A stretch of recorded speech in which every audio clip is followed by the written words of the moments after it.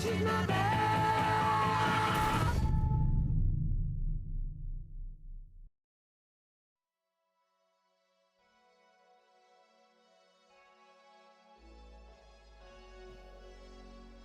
y'all.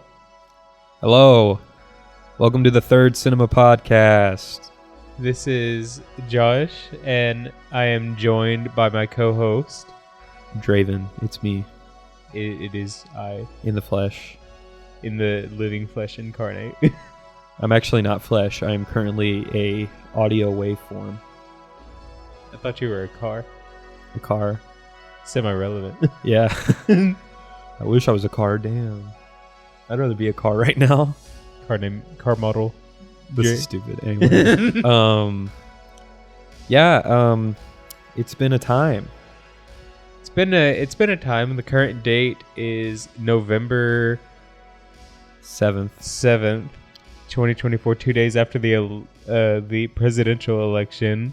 Yeah, that went very well. Very, very well for anyone right of center. For anyone else. It went well for anyone who's a fucking lunatic. For anyone else with a brain, it kind of sucks. Yeah, it kind of sucks. Not even kind of. It very much sucks. It's going to suck for everyone, actually.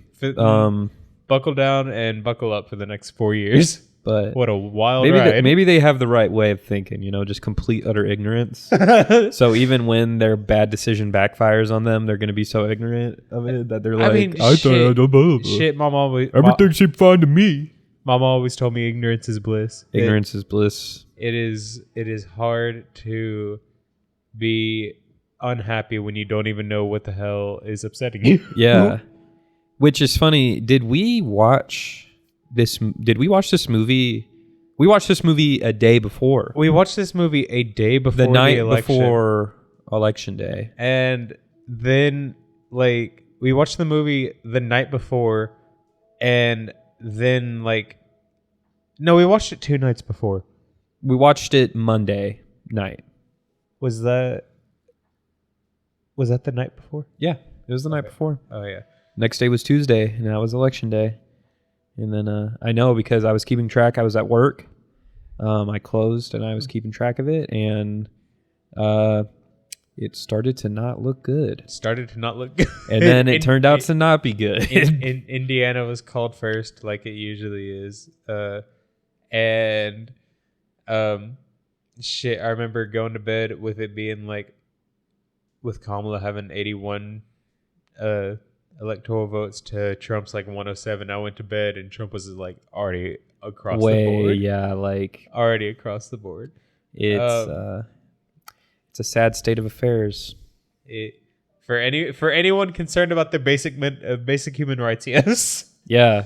Maybe the economy will outweigh it. It won't. I don't think so. Not with the 10% tariffs across the board. No. No. But it's going to be harder living for everybody except Elon Musk and every other rich fuck. We watched the movie the night before is what we've determined now, and I went to bed. I woke up and I was I was in a state of shell shock, and we were still talking hey, you need to be doing research for this episode, for this movie. And I was just I've been a bit. The movie has not been on your mind. The movie has absolutely not been on my mind. He's absolutely prepared. He's prepared. I am. It has been my sort of way of escaping the last few days. It's been. I can't say I did a lot of research or anything, but but today especially, it has sort of been my escape from thinking about everything. So shit. Draven's a lot more prepared. I'm 100% winging this. I do have some things to talk about, but you were busy doing other things. Preparing. I was busy preparing in other ways, and we might mention that later. Yeah, or maybe not. We'll see. Maybe not. But yeah, we watched a movie. We watched a movie Monday night. It was a good movie. It was called TITANE. TITANE, yes. TITANE. And who's it by? Let's preface this before we start talking about anything we mispronounce. We apologize. Yeah, we are English. We are from the South. We are Americans from the American South. Deep South. Both born in a small southern town.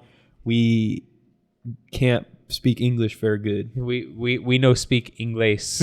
Yeah, we speak Southern English. We speak that Southern English. Yeah. But yeah, TITANE I think is it's still probably not the most correct pronunciation of it, but they won't crucify us. It's what I found. Yeah, I don't think anyone will be crucifying us over it, but TITANE. Who's it by? It is by, let me not butcher this, Julia DiCorno. Julia DiCorno. Yeah, I think that's pretty close. She is a female director. She is French. We always love our inclusivity. Yeah. It stars Agathe Roussel. She was the main lady. Yes. And then Vincent Lindon. Who is he? He's Vincent. Oh, cool. Yeah. Hey. Pretty easy to remember that. I'm not gonna lie. I watched that whole movie. I do not remember a single character. I did not. I totally forgot the main character's name was Alexia. Yeah. Before, but we'll get to that. The only other person I put down in my notes was the character Justine, which was the girl that Alexia got with. Remember in the whole, I'll say it. Do you remember the whole like nipple situation? Oh yeah. You remember that? Yeah. I only bring that character up, not to say the character is insignificant to the story or anything, but because of the actress, Garance Marie. Garance Marie. I'll rely on your pronunciation. Yeah, I don't think I even did it correctly, but it's Garance Marie, I think. I only noted her because she starred in Decora. Damn, fuck. This shit is hard. Decorano's first feature film, which was Raw, and I'll talk a bit more about Raw. You haven't seen Raw. I have not seen Raw. You recently rewatched. I rewatched Raw today and I will say it's also an excellent movie. And it gets Draven's like seal of approval. Go watch it. Yeah, it's great. But yeah, it's a French director. She's French, and French cinema tends to have a reputation in America for being very sexual, very violent. It's a lot of like I'd imagine it's a lot of the different culture though. Yeah, it's not necessarily. I think it's a misconception that people have about French movies. Obviously, like a lot of French movies aren't fucking like hypersexual and hyper violent. Even this one wasn't absolutely hypersexual. It was just more liberal with how it portrayed sexuality. Yeah. Yeah, it wasn't. Yeah, this movie in particular was not like hypersexual by any means. It just like, I mean, there was a lot of nudity, but like that's not sexual. Yeah, it was just like it wasn't conservative in the hiding the body sense. Because, right. Like as far as I'm aware, a lot of French culture has never really been like that. Like they're very a lot of cultures outside of America. We're kind of the odd ones out when it comes to like how particular we are about that stuff. Yeah, I think more cultures are more comfortable about bodies and stuff like that. Yeah, there's a lot of kid shows you see that like we look at it in America and we're like, oh, how could they do that? How could it's showing a nipple? Yeah, that little cartoon character has a giant penis. Yeah, or something, and it's like quick hide it. Yeah, it's because they're more comfortable with. They're just they're a lot more comfortable with the body. Yeah, it's not like we're just a lot more conservative. Yeah, about shit, and it really showed this election. So that too. Anyway, this movie, I seen it described by people as a feminist body horror movie. And I think that's a pretty accurate... I think it's somewhat accurate. I think there has been a pretty big spike in popularity when it comes... Well, you saw a lot of it in the 2000s. There's a lot of like female-centric body horror that was like happening in the horror sphere, like with movies. You have like Jennifer's Body and all that. And today, now we're seeing like this director. Recently, we just had The Substance come out. And it's been very popular. Like I've been seeing it all over TikTok and stuff like that. I really what I really liked about the movie more than anything else, and it was my biggest takeaway from the movie, and it was really accurate because it's something that like I've known people who struggle with it. I've struggled with it a little bit myself. I feel like it really accurately portrayed like a bit of like a bit of what like body dysphoria and even a bit of like gender dysphoria is. Yeah, I was. That's why I was sort of reluctant because I saw this label a lot, a feminist body horror movie, because it felt like a movie that was not just about feminism, and it is in part right because it's about. I think that this movie, a lot of it is about gender in general, and the roles we are forced into and like what our bodies do to us without our consent. The roles you have to fit into society, the roles you have to take on, you know, that your body makes you kind of take on sometimes. Like one of the big interesting parts of the movie is where like, you know, you have the main character Alexia and she's constantly having to you know, as she's trying to get away from the cops, right? By the way, spoiler warning for just... Yeah, I was about to say, before we get too into it, describing the movie, we'll come back to that. Do you want to hear my synopsis that I wrote? Let's hear Draven's synopsis. So I wrote the synopsis. Alexia, a violent car stripper with a titanium plate in her skull who fucks cars, is on the run after going on a murder spree. She takes on the identity of a missing boy named Adrian and goes under the wing of the boy's desperate father, Vincent. Hijinks then ensue. Hijinks then ensue. That is very much an understatement. Yeah. I didn't want to spoil too much with the synopsis, but yeah. Can you rate my synopsis for me? That was if you were like to tell a passerby about this movie, that is like a solid 8 out of 10. Like it gives them like it's like a hook, line, and sinker. Yeah. Like, okay. Hijinks then ensue. Well, what hijinks? Well, you'll have to watch the movie and find out.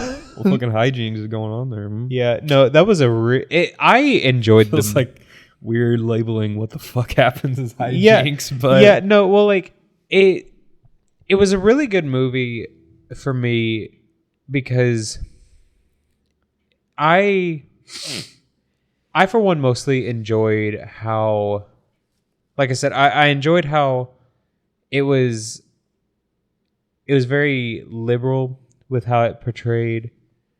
I scrapped that entire.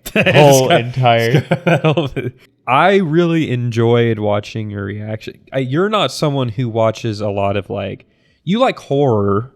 Yeah, like, no, I really do like growing horror. up. Like to preface, me and Josh are like childhood friends. We've known each other for fucking like ever. Yeah, and growing up, some of my fondest moments were watching like horror movies with you. Yeah, no, and I always, some of my most defining moments were whether it would be at the movie theater or especially at home in the dark, cuddled up under blankets, you know, with the big bucket of popcorn. Right. Watching like Insidious or watching like those really shitty what was it, the like kind of, I remember, I mean, the whole Insidious lineup. I mean, The Conjuring. Yeah, The Conjuring. That was the other one I was trying to think of. A lot of the like mainstream like paranormal flicks, like paranormal activity. Paranormal activity. First horror movie I ever watched was Unfriended. And I watched it with y'all. Yes, and it scared the fuck out of me. Actually, Unfriended, which I had been watching horror movies for a long time before then, but Unfriended was also Brent's first horror movie. Yeah, one of our other good buddies. Brent will also probably be on here at some point. But that was also his first horror movie. And he got so scared. I think he might have... He pissed his pants. I think he might have pissed his pants that night. I genuinely... I don't think he pissed his pants. I definitely would have remembered that. But, he's gonna listen to this and he's gonna be like, what the fuck, bro? Slanderous things about me. What the fuck is up with this slander? He'll come on. He'll come on here and he'll have to defend himself. No, it scared the fuck out of me too. And I mean, there were many nights I remember going home early because I was scared. Because of the shit we watched. Well, because we always watched it in the dark, and my old house was laid out in such a way where you could never see every corner in the room. Right. There was always a dark spot where creepy crawly things could hide and get you. Right. If you were that type. Mm-hmm. And I mean, just going over to your house was kind of we are getting pretty off topic, but your house is where I experienced a lot of new things. Yeah.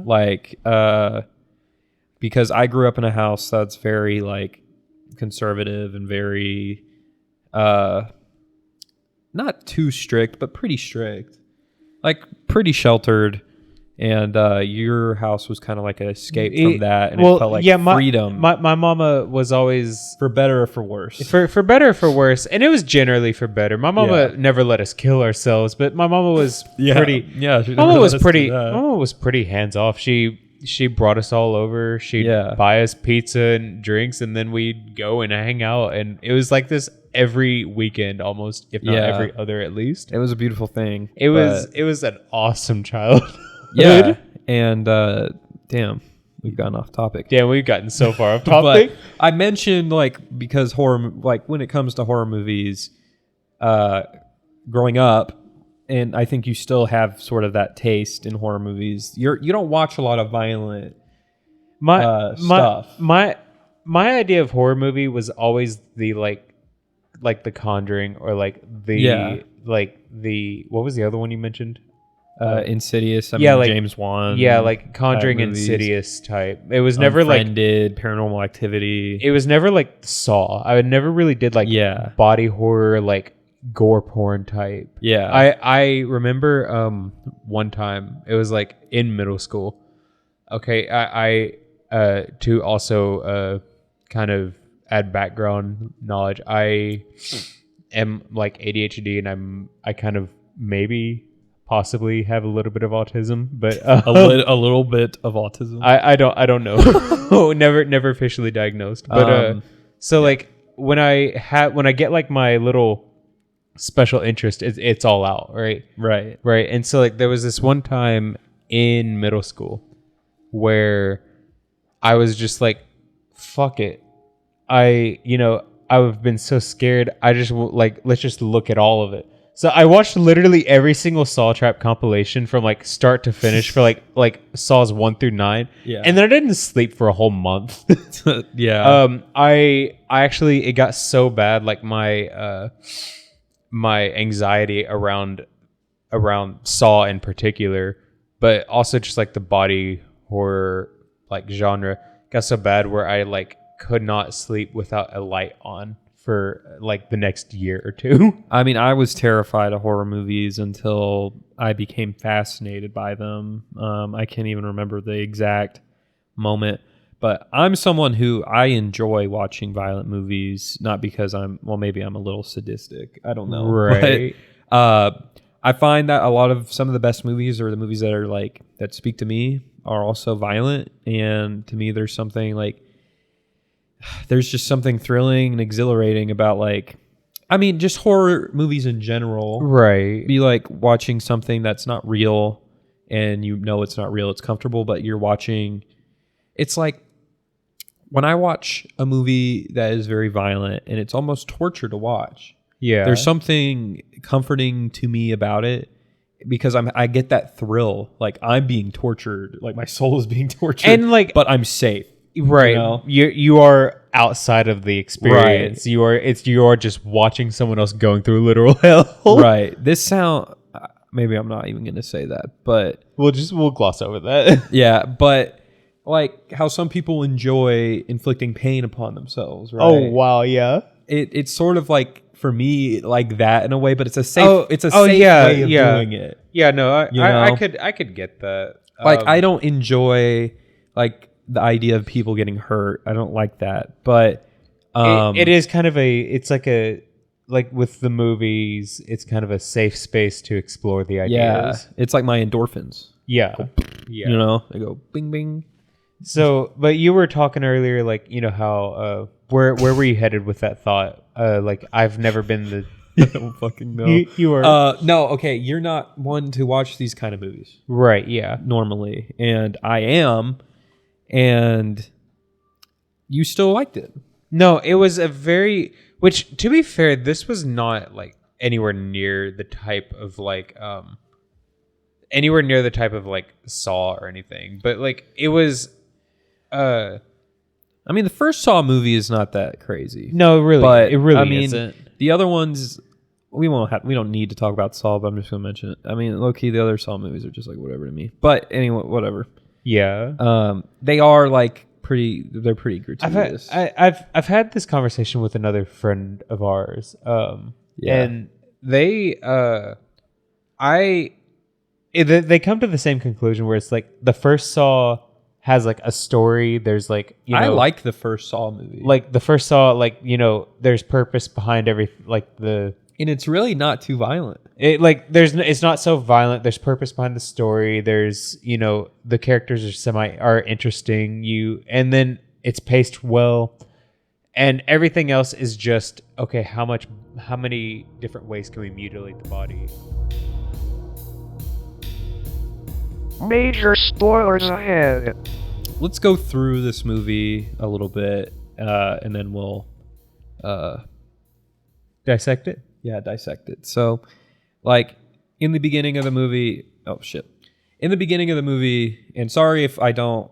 either of us don't remember it all, like, that well. There's been some time and also a national election since then. So we've had some other stuff on our minds. Absolutely. But, so, in the beginning, we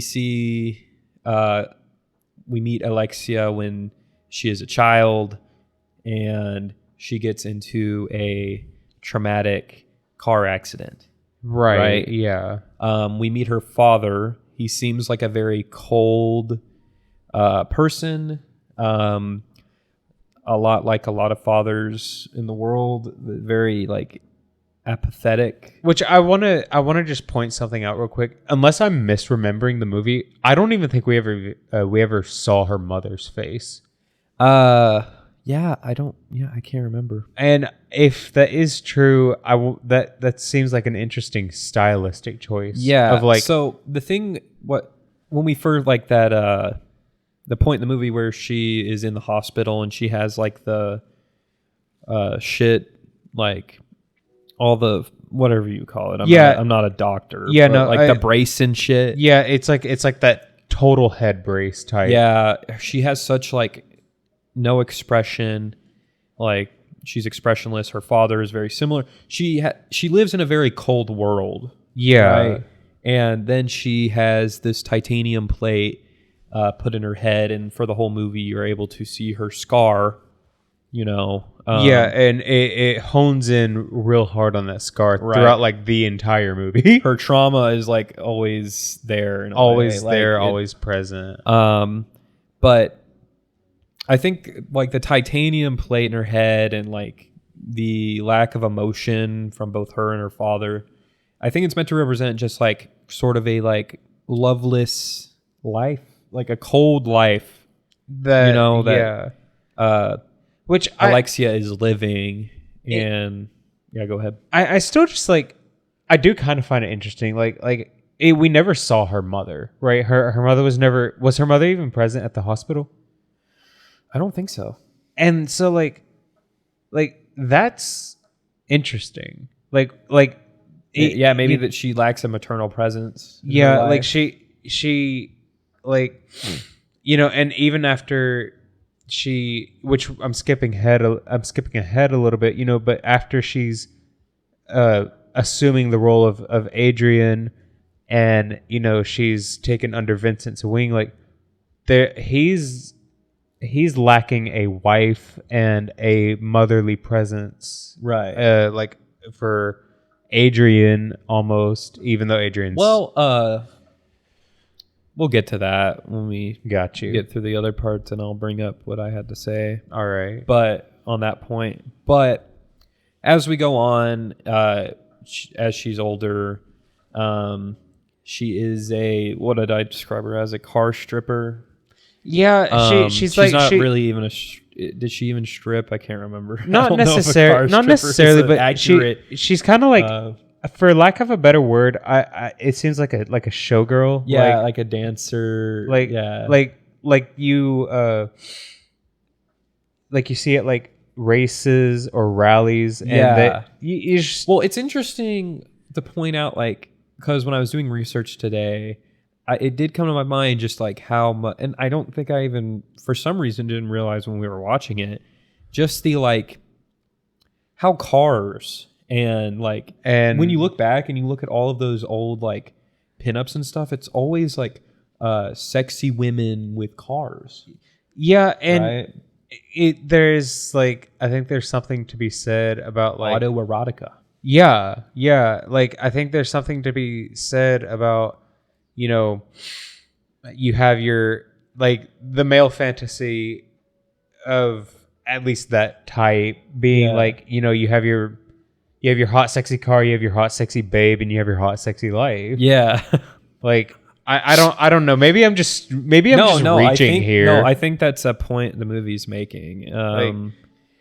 A lot of it is about like the male gaze. Yeah. And we also see that like with the fan of hers that approaches her. That doesn't leave her alone. Right. And was that after she fucked the car?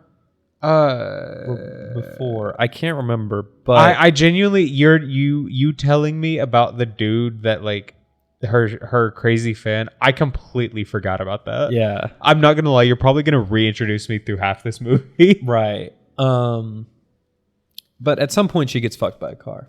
Oh yeah, no, but I think that impregnated by a car. But that I think we're skipping ahead. Yeah, I think we are.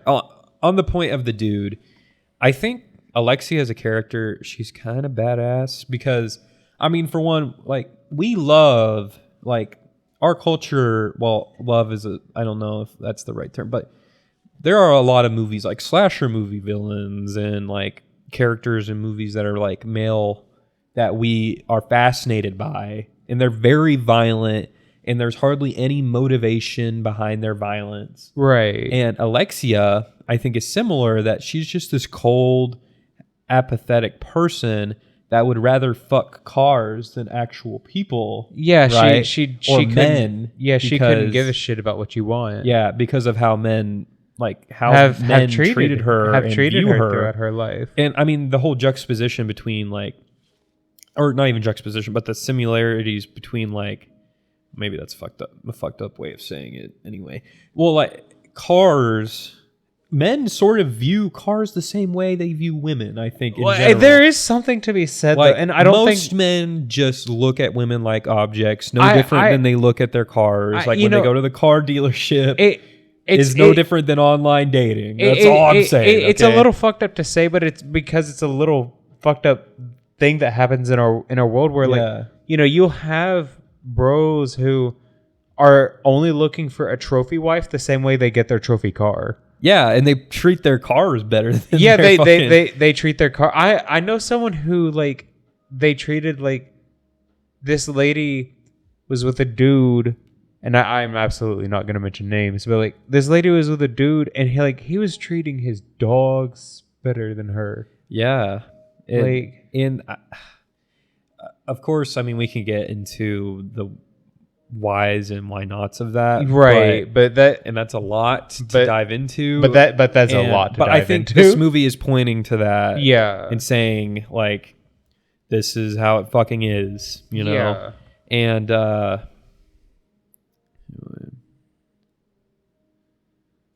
on the point of like Alexia being such a violent person, I think it's the director's way. I have a quote from the director here, actually. Like, it's like Alexia is like a force of nature in a sense. Like, I think it's this director like self-inserting, like just releasing her anger towards men in general. And I could see that. I have a quote here from the director. She says, "Again, I am not blind to the fact that the reason why we do not retaliate is because we're petrified and because we think that we don't stand the chance, because society makes us think that we don't stand a chance." She's talking about, she had mentioned in this interview, she had on the news or something, she saw some statistic about women reporting, like there was a poll and women reported like how many incidents, like have they ever experienced aggregation or like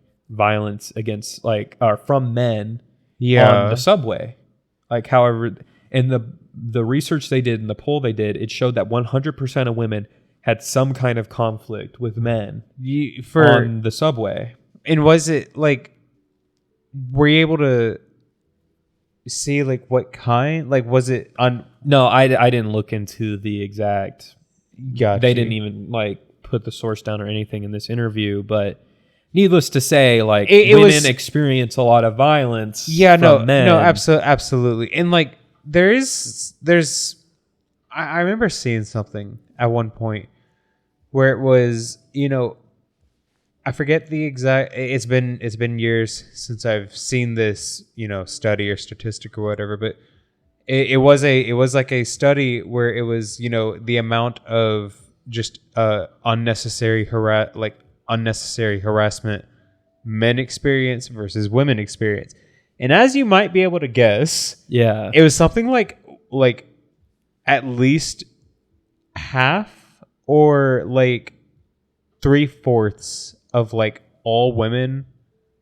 I could totally be misrepresenting the statistic here, but it is something like just women reported a lot more harassment in general than like, you know, like no one generally cares to fuck with a man. Yeah, but a lot of the time, but that's the thing. Like, I'll finish this quote and say what else I'm gonna say.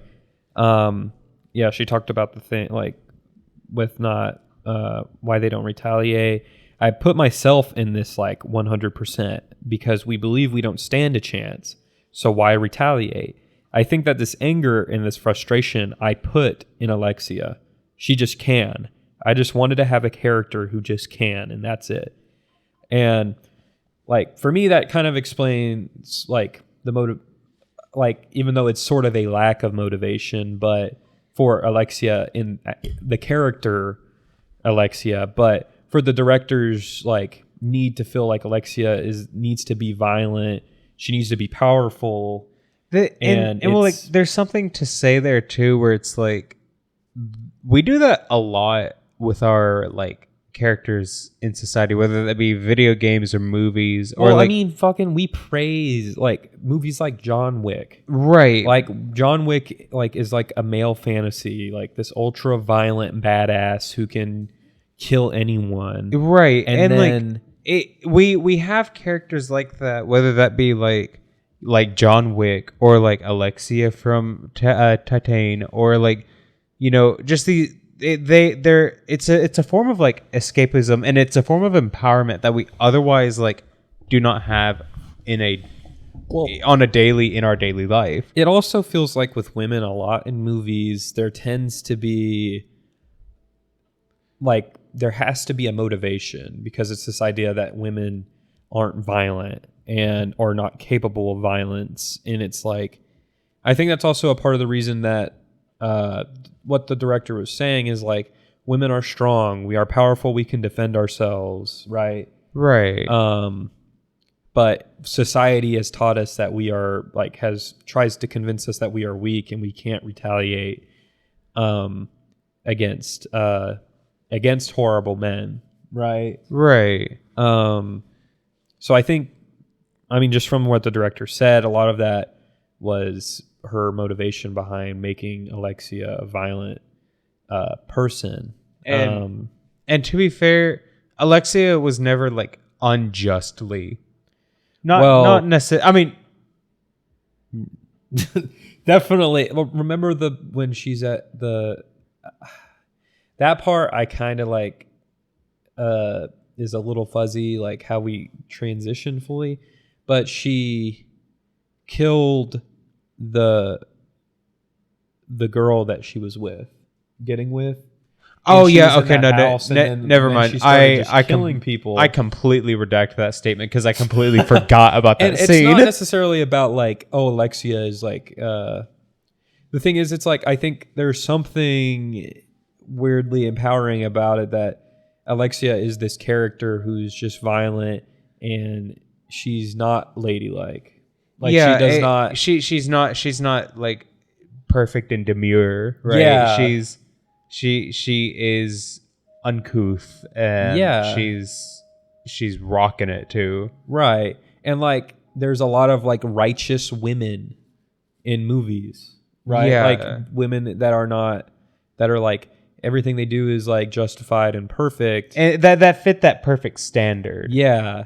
And it sets this crazy standard for women to have to fill, you know. And like the final girl trope in horror movies, right? It's like they're always just like these perfect virgin girls who like make it to the end because they're perfect and virgin. Yeah, because they're the good ones. They're the good ones. And fuck everybody else. Right? They're the good ones in like the sea of sinners. Right. Did you ever watch which we are already like 42 minutes in and that's fine. And but like did you ever watch Cabin in the Woods? It's like it's just I love Cabin in the Woods. It's like the stereotypical making fun of like your stereotypical horror plot. Yeah. I love that movie. Yeah, I love that movie. Yeah. I've seen it fucking a cajillion times. Yeah. But actually the first time I watched that movie, I got so many nightmares because of like in particular one scene where it was almost kind of like is it The Shining, the one with the girls in the hallway? Yeah, so like it was almost a little bit like The Shining. It reminds me of where it's like it's the ballerina and then she turns around and she's just got no face, or she's got that weird face. She's got the saw blade in her face. Yeah, if you remember that. And as a kid, I don't know, it scared fucked you up. It scared the fuck out of me. What was a moment in this movie that fucked you up? When she actually was like giving birth. Oh yeah. Okay, we'll get to that. But that is the end. Yeah. So we were where the fuck were we? Remember? So bro is stalking her. Yeah, like, bro is being creepy and he has these expectations of her, like notice me, senpai type shit. He's like expecting. Which there's also something to be said about like a stan, like you're kind of over the top fan or whatever, but like a male stan for like is terrifying. Yeah, and I think it's just weird, you know. Yeah, like he just would not. I don't know. It's objectifying because, like, especially in this context in the movie where she's a dancer, he just has this idea that he projects onto her and that she needs to meet his expectations. He has an idea. And she said, fuck you, and stabbed him in the ear. he had this idea in his head of what she was, how she acted, who she is. And when she didn't meet that necessarily, he couldn't really handle it, and he still wanted Give me your attention. Give me your love. Like I'm sorry if this is undue, but like I think I love you, bitch. You've only known me for 5 seconds in person, and not really even. But you don't love me. You just want to fuck me. And he was trying to like make out with her through her car door. Yeah, and it was low key just satisfying to see her jab a fucking hairpin through his fucking ear. Yeah, no, and, it was because it's like I like John Wick. Right. I like those movies. I like watching a fucker just kill some guys, okay? And I think that's fine because it's not real. You're like, you get to like enjoy these. It's a cathartic release. Yeah, you get to enjoy these things without it being real. Yeah, right? I would absolutely hate watching violent shit that's real. Like, and some people do that, and that's sick as fuck. But like, even then, like, some people even search for like real violence, like on the internet and shit. Right. And that's sort of fucked up. But like fake violence, to me, it's something that I can just enjoy because it's not real and nobody's getting hurt. And I'm fine. Yeah. I'm mentally okay, and I don't want to be violent towards people. I think someone don't clip that. Don't clip that. I don't want to be violent. I don't want to be violent. I don't want to hurt people. So okay, we've spent so much time talking about the dude. The very next thing is, I just think it's an important aspect of the movie. Well, no, it very much is. But we are going to jump ahead where the next part, I think, genuinely, or maybe it was like the previous part, but like she goes and this was the weirdest part of the movie to me, but where she fucks the car? Where she just has sex with the car. Because fuck men. Like, I mean, if I was a woman, low-key, I'd be not fucking men. I'd rather fuck a car. But I think fuck most men. I think the thing for me is just I don't understand the scene. Do you have any kind of the scene itself? Like, I don't think I understand the messaging. Like, do you have? I think it is. What is your read on it? Because for me, it's just I don't think my read on that on this aspect of the film is complete. Like, is very like well thought out. But I think my interpretation of it is that she is so cold. Her life, there is no love or life in her life. She finds cars more attractive than people, right? I could. And on top of men treating her just like another object, like a car, like a piece of metal, right? I think she finds like she finds cars erotic because she's like, I'm objectified. This thing's objectified. We're like one and the same. Right. And eventually they do become one and the same. Yeah. But that's at the end of the movie. And to get going with it even further in the story, like she fucks the car. She gets pregnant from the afterwards. Car. Yeah. Then she goes and murders a bunch of people. Which that was just like that was her place, right? Like that we were at. No, that wasn't her place. It was, I think, the girl's place. Okay, which that makes it the character Justine. That does the character that's played by Garance Marier.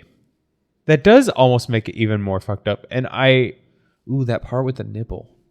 Yeah, that just hurts. Yeah, I literally in my mind, I'm seeing it clear as day. It's sort of a weird because it goes to show that while she likes to have sex with women, I think this also gives some like it helps to understand her fascination with cars and fucking cars. Right.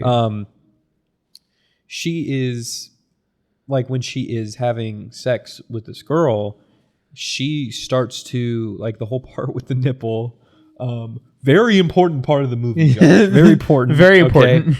Weirdly, I think it kind of maybe I'm crazy, but she literally goes to buy the nipple ring. Fuck, I know what you hurts her. Yeah. Because she's like would rather have sex with like she is more horny for like metal than like people. I could get that read. She's like so disconnected from like humanity at this point, which is also probably why she's violent. Yeah. And you also, because of her father, who like the whole time shows no emotion towards her, anything. Which is her actual father like really present in this movie, or not really at the beginning, not afterwards. Yeah. He's just like he does nothing for her. There's no love in her life.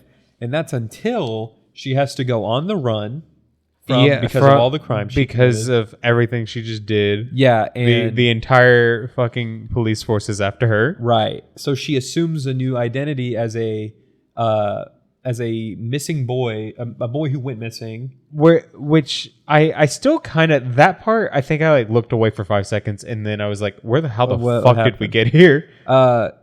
We saw like little bits like in the background, and like there's one point she's literally walking and we see like a full-fledged like missing poster for a missing boy. Got you. And, okay. Then she assumes that identity of the boy. I think that's like she's grown up a bit. Yeah. But like despite the fact, so we meet Vincent, who is the father of this boy who went missing, and he is our other central character. Which wasn't it that like she's in the restroom, she's cutting her hair with some cheap scissors, she's breaking her nose to make she is violently transforming into Adrian.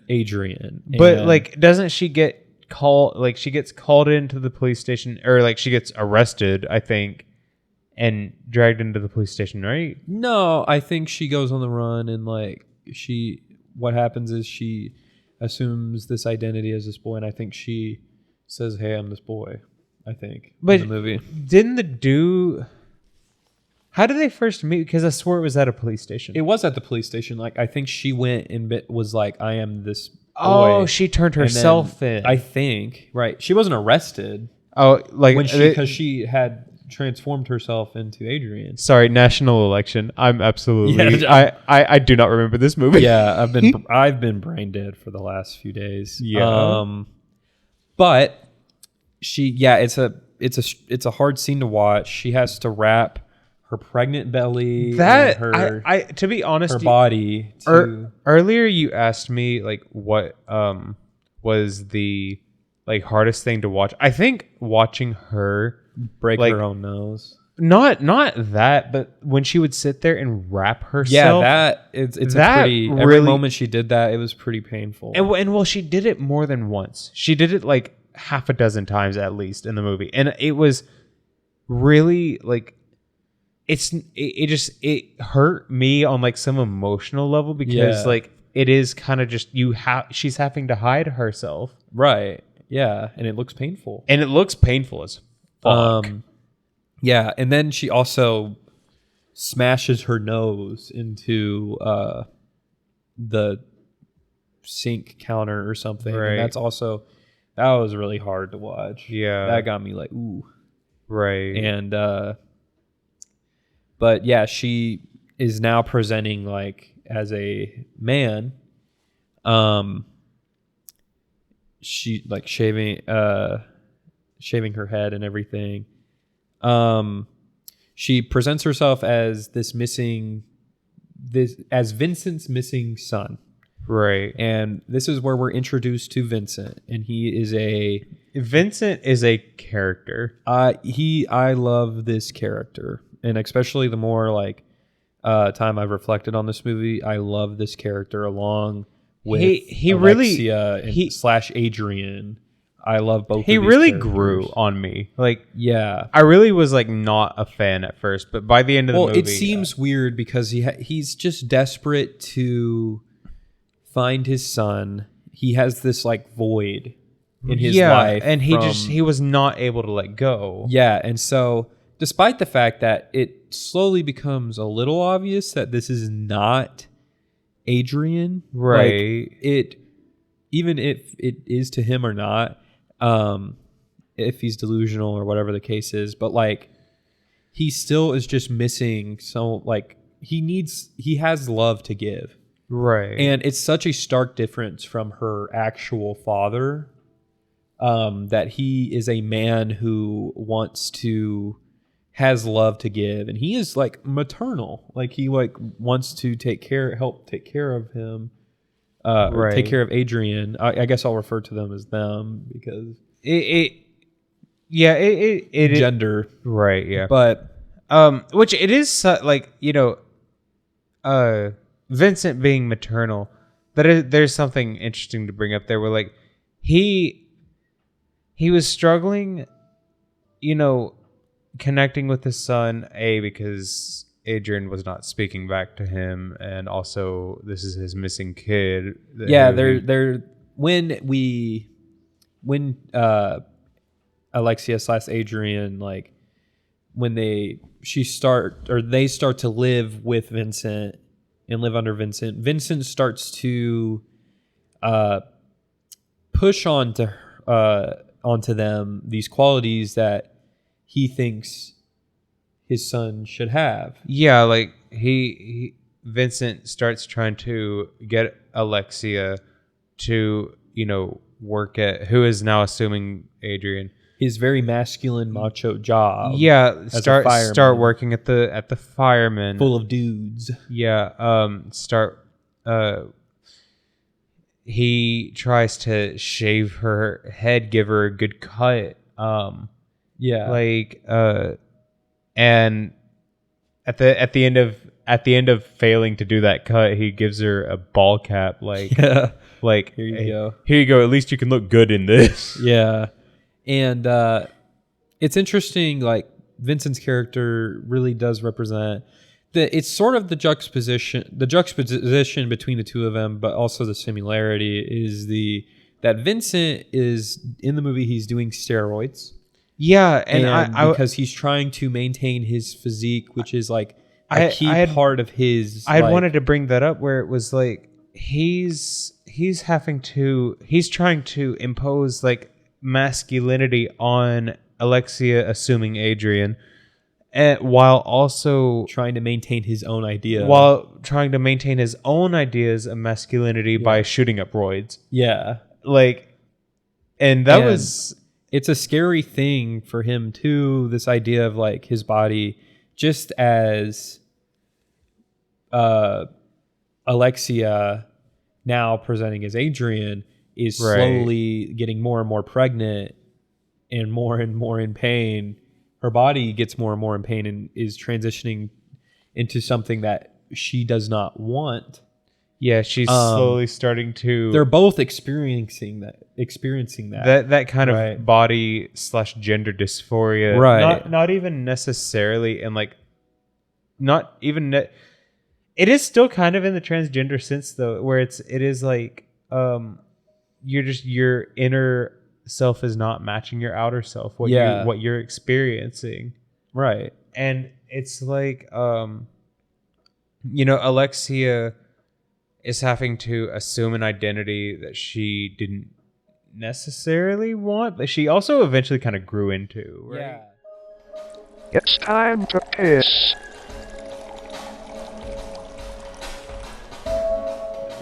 Sorry, we took a little break. Draven had to go piss over my carpet. Yeah, I went and got on all fours and I lifted my leg up and I just started pissing. Marking his territory. It took me a minute. I sniffed around to find a nice spot that felt like I got hadn't been pissed on before, and I found a really nice spot. We regularly mark our territory around here. Yes, it smells like piss. It smells like piss all the time. Like piss. Had to get him a little bowl of water afterwards. Yeah. My tongue like a cat. Anyway, and when I piss, I spray. It's like a freaking. Also, when I shit, I spray. Anyway, okay, so we were talking about Vincent and the relationship between Vincent and Adrian. One thing, there's a lot of different things to note in this part of the movie. Like Vincent, he really is just wanting to. Adrian is like underneath Alexia.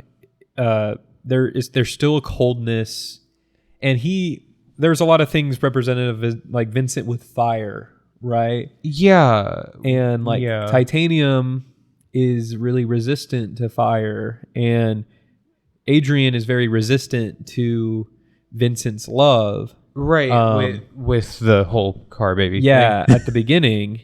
And slowly we see the relinquishing of whatever. One thing I really find my brain just stopped working. You're good. One thing I really find interesting about like their relationship, in which this is like kind of moving ahead, but like eventually Vincent learns to, and that was also kind of maybe a parental role to like add to the movie, where like he eventually just like the happiest he gets with Alexia assuming Adrian is that he gets happier in his relationship with her when he stops forcing roles on her, when he accepts her as she is. Like, I think of one of the happiest moments in the movie is when, which is always, it's interesting, like all of these firefighter guys that are super like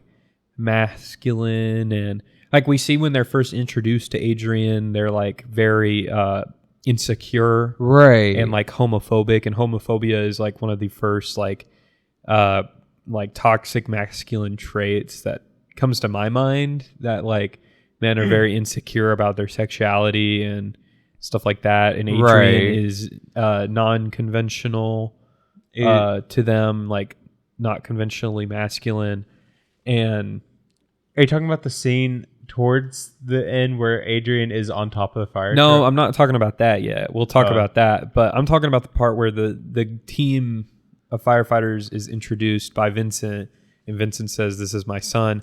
I am God, and this is Jesus." Yeah, right? Yeah. Here I am God, and so who does that make my son? Which Jesus. is interesting, and I'll mention this once we get through the movie, like done talking about the movie. I'll mention it at the end, but there's a little bit of Jesus stuff going on here, like in Adrian. Yeah, and I'll discuss it later when we get to it. But anyway, a scene that I think of, you also see Vincent when Adrian is thinking of leaving. Vincent like is dancing and trying to get Adrian to dance with him, right? And like I think in the interview, one of the interviews I read with the director, she was talking about, to her, dance is just this like pure expression of emotion through your body. And it's sort of, we see that in this movie where like Vincent is just trying to dance with his son, just an outward like expression of love, and Adrian is resisting that, and he starts to get angry and violent. By that point, they had pretty much had nothing but negative, had nothing but a negative relationship. Yeah, very awkward and not functional. Yeah, and here Vincent is like, even if it's maybe not the best, he's trying his best. Yeah, at warming up. In this moment, we see probably the first crack in Adrian, because once they get violent with one another, Adrian almost kills Vincent, or like is like thinking about it but doesn't. And then despite that, Vincent still shows Adrian love, right, and is like starting to show this unconditional love that I think is at the center of this, like what this movie is trying to show, is that the thing that wins all is just unconditional love. Right? Yeah. And I think that's in the movie, that's one of the first cracks, when it's not just this like trying to assign and transform this person into someone you love, just being someone you love despite who they are. Exactly. Right. Yeah. And we'll get to that more here in a minute. But I also mentioned with the other part with the dancing with the firefighters, you remember that scene? Yes, I do. Where it's pink and they're all dancing. And yeah, I do. Aren't they all in like the lunchroom or something like that? Yeah, and it feels like this. It's weird because they're all these insecure, hypermasculine guys, and like it feels like dancing is this one thing they can do together that's pretty like, which it's so intimate. Odd. Yeah, dancing is an intimate thing, and it's so odd too, because like these are all the hypermasculine guys, and this is not the only time we see them dance either. You see it more in the movie. Yeah. Like, if I remember correctly, there's at the very least, there's like there's the one other scene where they're all out in the firehouse towards like the latter half or like the latter third of the movie. They're all out in the firehouse and they're dancing again. And they're inviting Adrian to come dance with them. Right. And that's the scene. That's I think but it's interesting, and maybe we'll get to that. But they're every time they dance, it feels like this. Except I think that part, which we'll get to, like with the part where it's like all pink and they're dancing. Right. It feels like just this pure, genuine moment between like Vincent and Adrian, despite any like despite their gender roles and the like pressure of other people. Yeah, they just dance with one another despite everything that's happened, and despite they're intimate with one another and are expressing love for one another, despite who they are and everything, and despite what everybody else thinks. And I think the next point we can talk about is that part you're talking about with the dancing and the which that skips a lot of like the intermediary of the movie. Yeah. But not a whole, in my mind, not a whole lot. The next important thing that happens after all that is the whole scene where there's some important plot elements. We see more like Vincent's steroid use, and also we see Vincent's ex-wife Adrian's mother come back, and she finds out that Adrian is not and is fully exposed to Adrian's body, and says something along the lines of like, you need to I don't know what your intentions are, and like, frankly I don't even know who the hell, like she says something like, I don't even know who the hell you are, and what you mean to do with him. Just take care of him. He needs someone to take care of him. And right. And I think that's also something like that just shows Vincent's true intentions, which is just he is just like, it is almost like you talked about, like, you know, Vincent as the father was always more, you know, we think of like Stone Cold as being masculine and Loving being feminine. Mm-hmm. Vincent seems to show like the love of like a maternal figure, and she seems to show the stone. Yeah. Like the stone face of a father figure. Right. She has this, she's cold and he's hot. Right. You know, and that we'd see that with the metal and the fire. Like Vincent has this kind of fascination with fire. Even towards the end, he lights himself on fire. She has this fascination with metal. But her arc, she slowly, including that moment with the mother, we slowly see her begin to crack and start to warm up. Towards the idea of like loving someone, loving another person. And her body also gets more and more, starts to degenerate a lot more. And so we get near the end.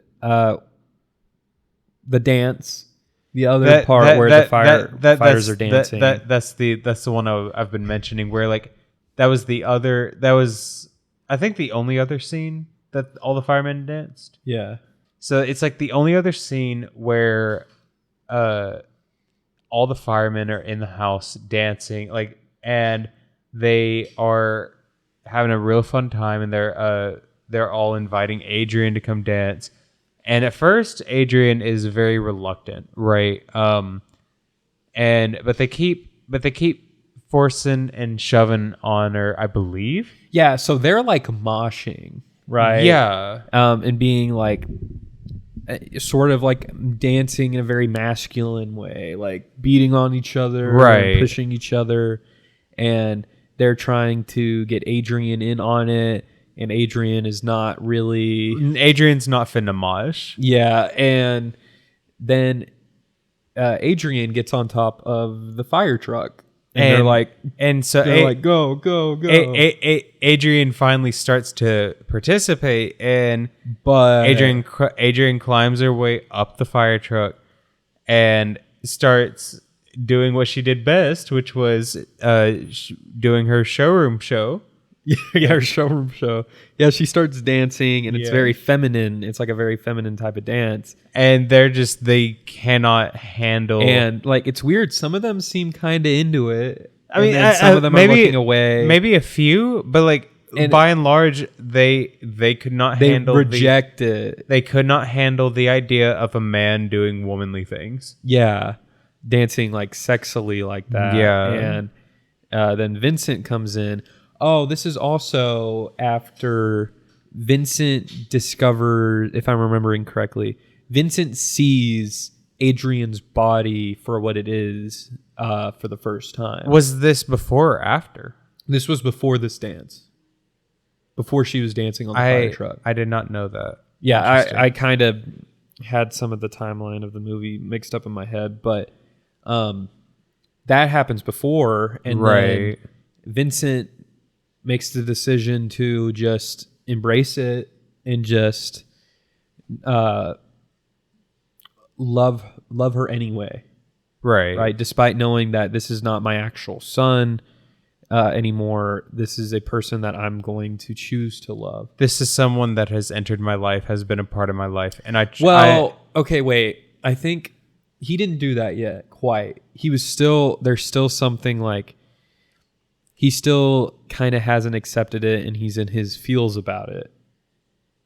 To be honest, that whole last part of the movie is a blur. This movie is a fever dream. The whole thing is a fever dream, and like I remember them dancing, her dancing on the fire truck, and then the next scene I remember is her giving birth.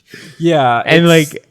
It's hard to remember those moments in between when moments that you remember it's are it's like lull and then mountain and then lull and then like just mountaintop. So before that, Vincent sees her body, and is in his feels about it, and then he sees her dancing. Maybe I'm totally wrong, but whatever the case. After that, I mean, Adrian has sex again with a fire truck. I do not even remember this. Yeah, she does. Genuinely, I do not remember this.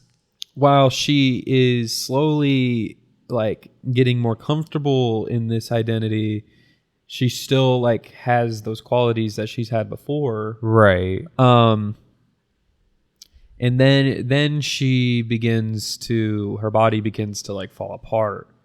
That's when she starts leaking motor oil more often. Vincent lights himself on fire also in this time, I think. I only vaguely remember that. Again, fever dream. And he's in his feels and like hasn't fully embraced her for who she is. I think it's interesting. I think he lights himself on fire while she's fucking the fire truck. Yeah, something like that, actually. So I think it's both their ways to feel something, I guess. Like at the very least, they're just coping. Yeah, coping. But then she gets worse. Her condition gets worse. And then Vincent finds her. And she has like motor oil coming out of her titties, like lactating motor oil. And it was just her skin starts to tear, and you see metal underneath. Is it at that point that he like accepts her, right? Like something like that. Yeah. Well, I don't remember the specific like timeline of events. Yeah. But the point I think I got the point. I think. Okay. Yeah. I think we're getting at the point of it. What's the point? Anyway, wow, I hit myself in the nuts. I always do that. Because my nuts are so big. Draven's got massive nuts. Like they're just always there, and I always accidentally like slap. I'm always slapping them on shit. You ever see how like dog nuts just like dangle back and forth? The corner of dressers. Okay, yeah, not even lying. It's just when my nuts are swimming back and forth, they're just fucking, Shit. Anyway, I also have body dysmorphia. My nuts are not the size that probably I did not approve of these massive nuts. Anyway, so she begins to give birth to something. And this whole movie, in my brain, I just wanted to see what this thing was that she was going to give birth to. And like we barely got a good shot of it. I'm not even lying. Yeah, and I was like, for some reason, my brain imagined like a little baby that was like had a car face. Like, I honest to God just imagined like a like you know how people used to collect like, and you still find people who do, but like the miniature cars. Yeah. You imagined a miniature car. I just kind of imagined like some miniature car that was also covered in like placenta. Right. But no, the important point of this is that Vincent decides to just fully embrace her. He learns what her name is, Alexia. And he's like, come on, Alexia, push. Or something like that. He does not push her away. He actually gets in, like... Yeah, and helps her and embraces her. Yeah. Then she also begins to give birth to this thing. And this part is sort of lost on me. I did my best to... I don't want to ruin my experience by relying on other people's ideas of what the movie is. And like, I tried to do more research on the movie, hearing what the director had to say. Right. Come to your own conclusions type. Right. But it's a little hard when it's so vague. Yeah. I think there was a few things I read about what people's interpretations of the movie were. But I tried to come up with my own interpretation as far as I could before I read anybody else's interpretation, just so I can form my own. And the baby was, I think, is sort of like, from what I heard, is sort of like an extension of like love in a way, like an extension of Alexia. Like more than anything, when I watched the movie, I kind of got the vibe where it was, yeah, as he was accepting her, obviously she's about to pass, but he's accepting the responsibility of like her offering unconditional love, and he now has a child. He now has a child. Yeah, yes, but he both has a child and he's offering like unconditional love to Alexia's. Right. Like to Alexia both as she was and post-mortem. Yeah. Yeah, exactly. And I think that's the thing. Okay, so what I wanted to mention earlier. Right. I read someone's like, I can't remember, someone mentioned in my research on the movie, like when she's a child, I think it was the director. Okay. I read in the interview, she talked about this, like kind of like tying Jesus in some capacity, like when she's a child, she has like a crown, but it's like the hospital shit, right? And she's like got her hands up, trying to like allude to like Jesus. Interesting. And then when she gets pregnant, it's this idea that like she's like Mary and Jesus, I think is what she said. Because she's like the Virgin Mary, where she gets pregnant without like having sex with a man. Like she's just this powerful thing who doesn't need a man to impregnate her. I could like get that. I don't know where she'd be going with that angle, but I don't know. I didn't. I read the interview and it wasn't fully. I don't think she fully explained where she was going with that, but I thought it was interesting. It more than anything, what I found most interesting about like the end of the movie, right? With he's seen her body. He's seen now, he's walking in, she's giving birth, and he's not turning away, but he's loving and embracing and accepting her. He's literally getting ready to catch, so to speak. What I find most interesting is that, like, it's kind of full circle.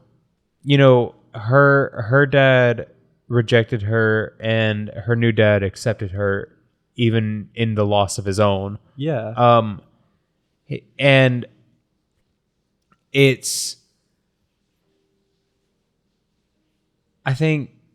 don't know. Yeah.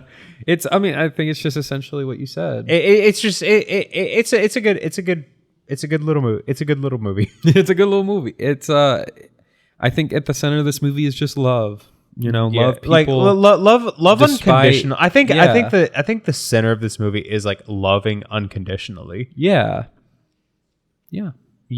I think that's a great message, and not a message I thought I would have taken away from this movie. Not really. First going into it. Yeah.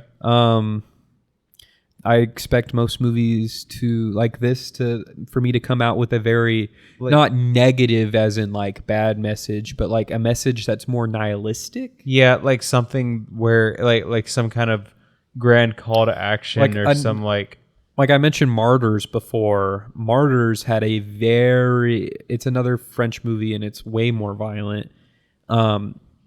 It has a very nihilistic point that it's making, right? And coming out of it, there's something enlightening and insightful about it, but it's nihilistic and it's like depressing. But this movie, I came away from it feeling good. One of like the big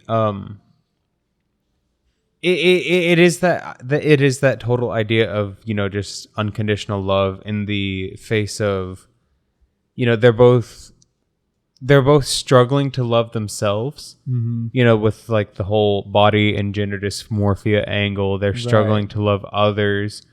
But the more that they learn to accept who they are, and the more that they embrace themselves, the more that like they're capable of accepting and loving others as well. Right. And also the less that they're trying to force their ideas on others, right? Like he stops trying to force Alexia to play the Adrian role. Mm-hmm. She stops trying so hard to force herself into like the Adrian role, right?